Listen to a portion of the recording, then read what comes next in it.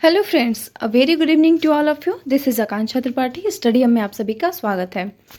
तो चलिए हम लोग इस वीडियो में फिजिकल साइंस के कुछ टॉप 20 क्वेश्चंस पे डिस्कस करेंगे जो काफ़ी इंपॉर्टेंट है आपके एग्ज़ाम के पॉइंट ऑफ व्यू से।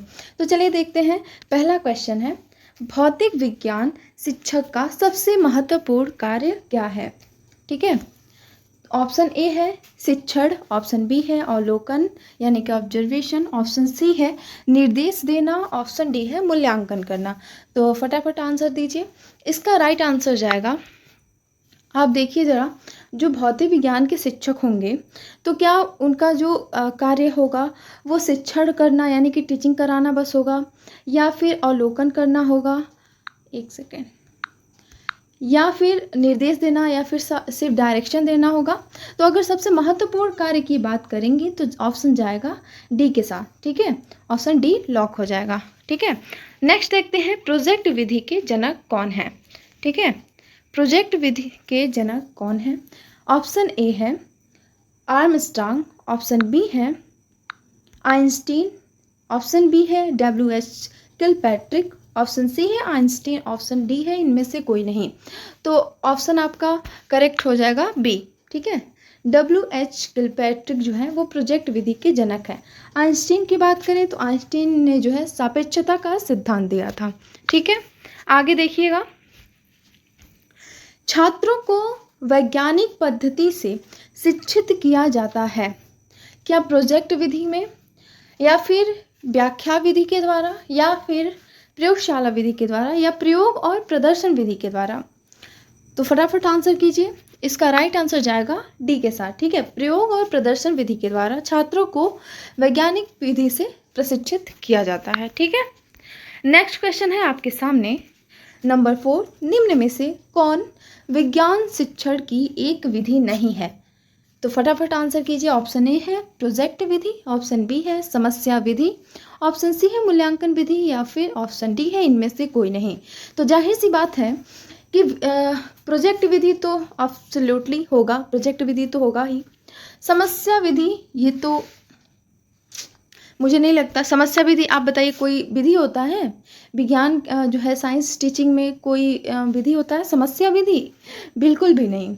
तो समस्या विधि आपका जो है गलत है, यानी कि आंसर आपका बी इज राइट। इसमें पूछा जा रहा है कौन सी विधि नहीं है। हमेशा नहीं को आप जो है सर्कल बना देंगे, फिर देखेंगे कि जो है ऑप्शन में क्या दिया है।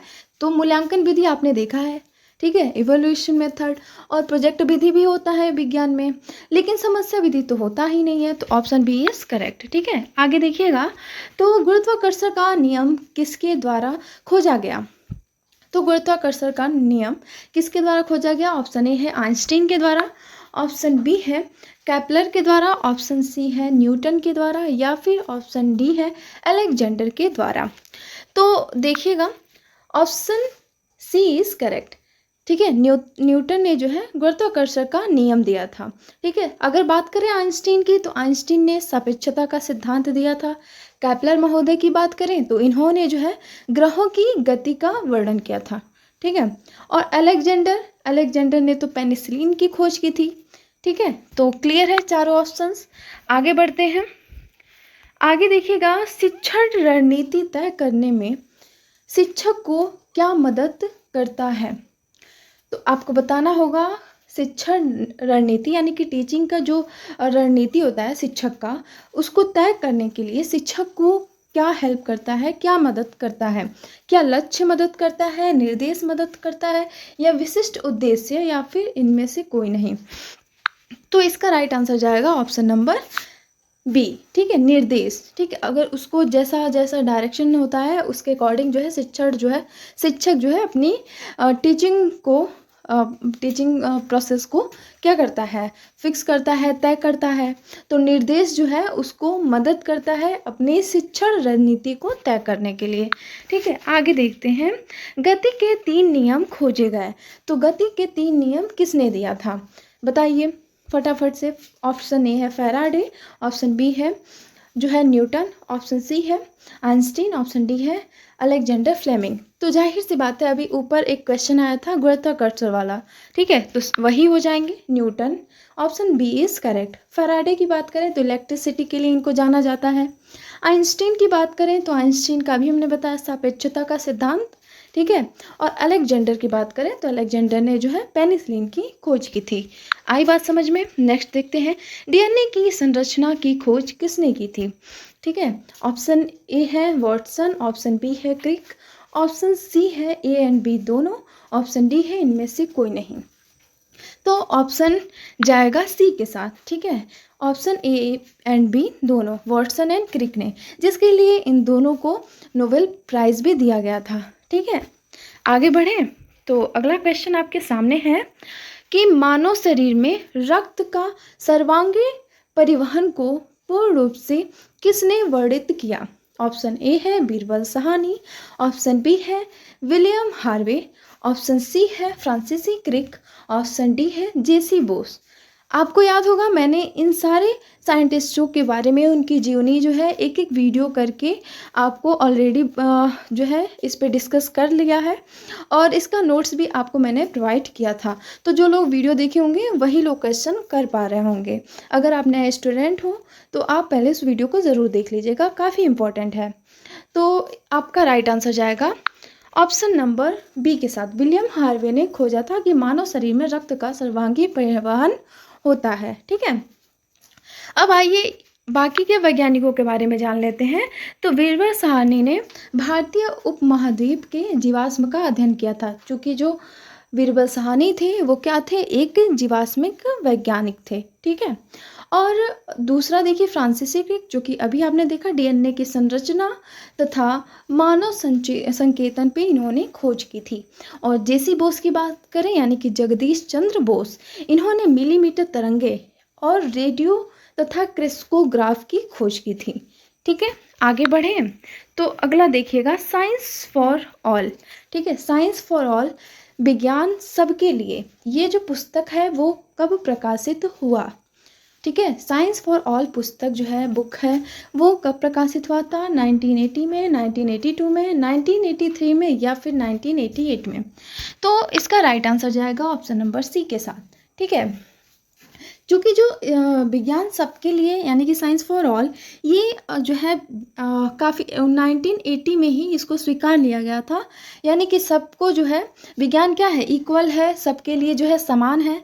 आप जो है बुक के टाइटल से ही समझ सकते हैं कि विज्ञान सबके लिए यानी कि साइंस फॉर ऑल ये सबके लिए है। और इसका जो पर्पज़ यही था कि सारे जो भी पाठ्यक्रम है उसमें जो है विज्ञान को इंक्लूड किया जाएगा सबके पाठ्यक्रम में, और सबका सेम रहेगा, सबको विज्ञान कंपलसरी होगा पढ़ने के लिए।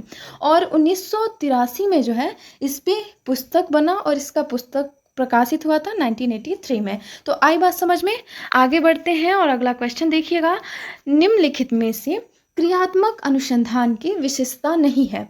तो क्रियात्मक अनुसंधान की क्या विशेषता होती है, देखिए यहाँ पे नहीं है पूछा जा रहा है। तो ऑप्शन ए है स्कूल आधारित, ऑप्शन बी है कम खर्चीला, ऑप्शन सी है दीर्घकालीन, ऑप्शन डी है तत्कालीन सुधार हेतु। तो चलिए पहले हम देख लेते हैं कि क्रियात्मक अनुसंधान क्या होता है, ठीक है। क्रियात्मक अनुसंधान, क्रिया यानी कि जो है कार्य की बात की जा रही है, एक्शन की बात की जा रही है। अनुसंधान का मतलब हो गया रिसर्च, ठीक है।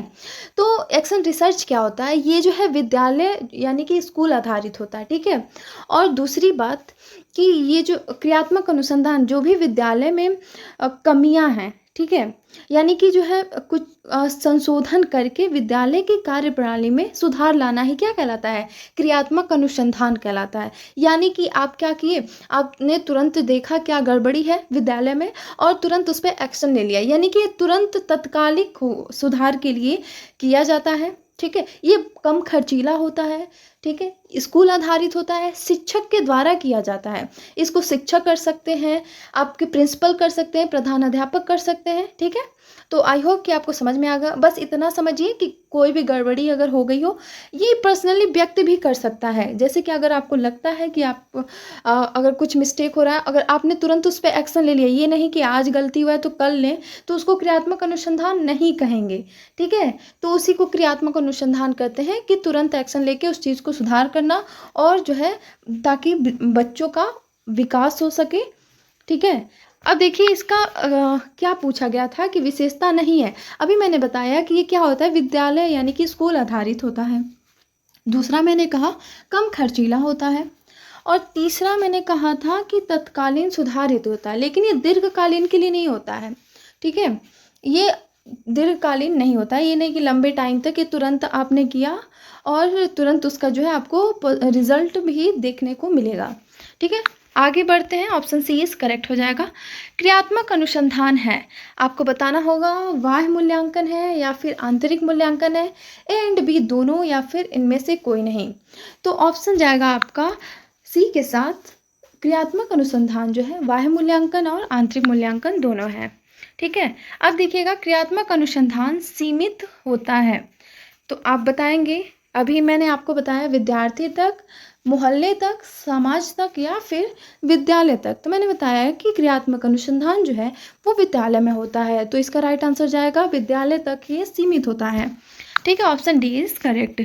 नेक्स्ट देखिएगा, क्रियात्मक अनुसंधान को शिक्षा जगत में अस्थायी रूप से किसने प्रतिष्ठित किया था। ऑप्शन ए है ब्लेयर ने, ऑप्शन बी है लेविन ने, ऑप्शन सी है कोलियर ने, ऑप्शन डी है स्टीफन एम कोरे ने। तो क्रियात्मक अनुसंधान को शिक्षा जगत में अस्थायी रूप से स्टीफन एम कोरे ने प्रतिष्ठित किया था। याद रहे, ऑप्शन डी इज करेक्ट। आगे बढ़ते हैं और नेक्स्ट है आपका कि क्रियात्मक अनुसंधान के प्रवर्तक कौन है।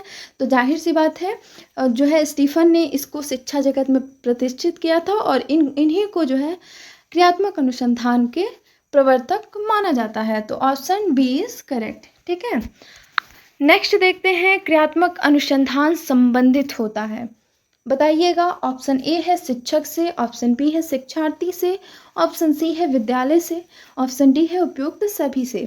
तो क्रियात्मक अनुसंधान शिक्षक, शिक्षार्थी और विद्यालय तीनों से संबंधित होता है। Option D is correct.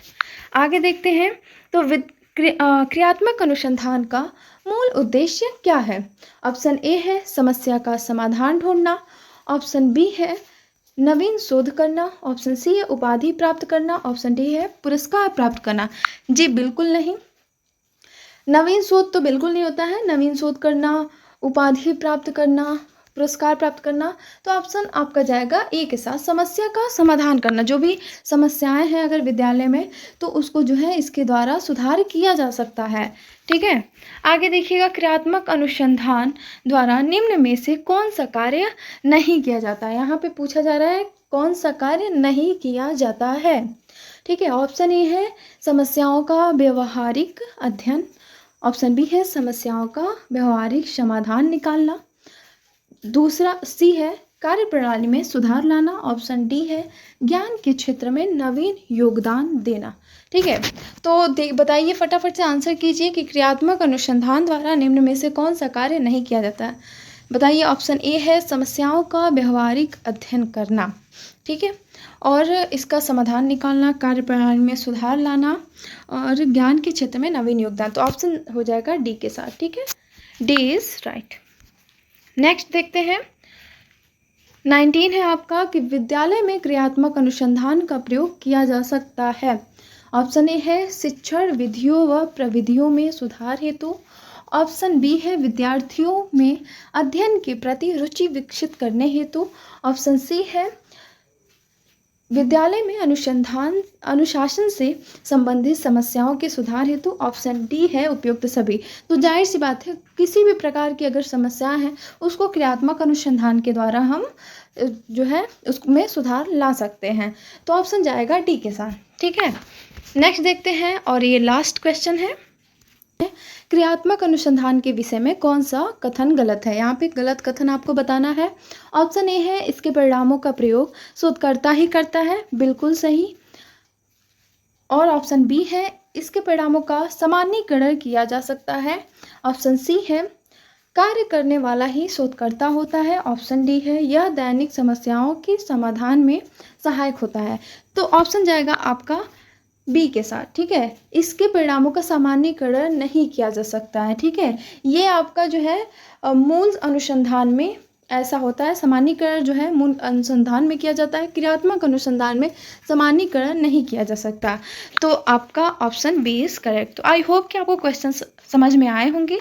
अगर जो भी डाउट्स हैं आप कमेंट सेक्शन में अपना डाउट्स पूछ सकते हैं। मिलते हैं नेक्स्ट वीडियो में, तब तक के लिए bye bye, take care, have a nice day.